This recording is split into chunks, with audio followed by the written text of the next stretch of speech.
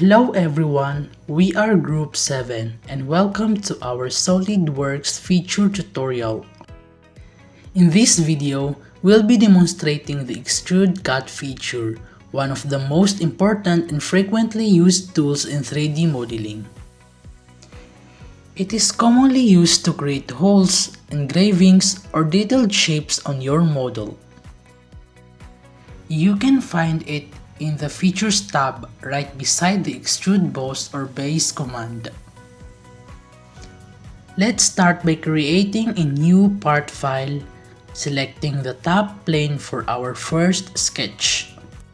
Using the rectangle tool, draw a rectangular shape measuring 100 mm in length and 40 mm in width.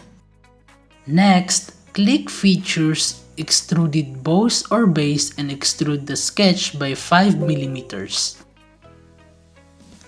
This will serve as our nameplate's base. Now, we'll create a new sketch on the top surface of our plate. From the Sketch tab, select the Text tool and type your chosen name. You can customize the font, size, and spacing if you want. To keep it good looking, we'll put it to the middle. Once the text is positioned, go to the Features tab and click Extruded Cut.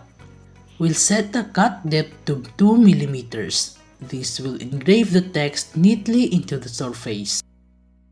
Let's make our model more functional by adding a hole in one corner, just like a keychain.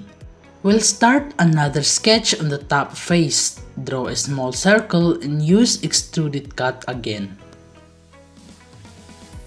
This time, we'll select the option Through All so the hole passes completely through the plate.